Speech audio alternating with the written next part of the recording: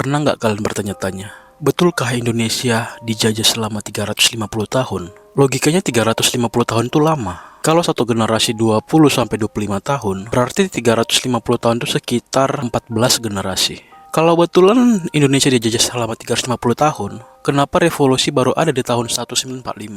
Seharusnya sudah ada perlawanan besar jauh sebelum 1945. Kalau memang 350 tahun, kenapa bisa Belanda kalah sama Jepang hanya dalam hitungan hari? Memangnya Belanda selama 350 tahun nggak kuat, sehingga Jepang bisa masuk tahun 1942 untuk menjajah Indonesia. Dan tahun 1945, Jepang dikalahkan oleh Indonesia. VOC adalah perusahaan dagang Belanda yang didirikan tahun 1602. Memang perusahaan ini bukan perusahaan kaleng-kaleng, tapi ingat, VOC ini bukan negara. Dan di tahun 1603, VOC masuk ke Nusantara. Tahun 1906 sampai 1700, VOC mulai menguasai jalur perdagangan utama. Tahun 1700 sampai 1799, VOC mulai bertindak seperti pemerintah. Meskipun VOC sebetulnya sebuah perusahaan ya. Dan tahun 1799, VOC bubar. VOC bubar karena besarnya korupsi. Dan VOC mempunyai hutang 136 juta gulden. Ketika VOC bubar, semua aset itu diserahkan kepada kepemerintahan Belanda. Dan disinilah mulainya era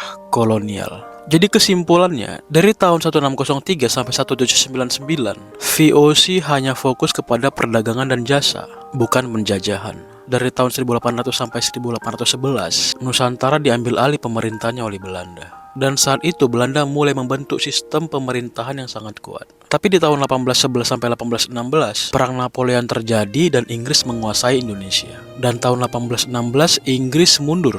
Kembali Nusantara diambil alih oleh Belanda. Dan tahun 1816 sampai 1900, Belanda mulai menguasai daerah-daerah dan mulai membangun infrastruktur dan lain-lainnya. Dari tahun 1900 sampai dengan 1942, Belanda mulai menguasai hampir seluruh Nusantara secara administratif. Berarti total itu 42 tahun, bukan 350 tahun. Ini kalau beneran dijajah ya, kalau beneran dijajah Belanda. Karena ada isu yang beredar di media sosial. Belanda sudah membayar upah pekerja saat itu yang dipekerjakan. Dan upah itu diberikan kepada pemimpin saat itu. Tetapi, pemimpin saat itu tidak memberikan kepada rakyat. Sehingga jatuhnya rakyat pada saat itu kerja rodi atau kerja paksa. Kalau beneran itu yang terjadi kenyataannya pada saat itu, Belanda sudah membayar dan bayaran tidak diteruskan kepada rakyat. Yang penjajah sebetulnya siapa? Belanda atau pemimpin saat itu?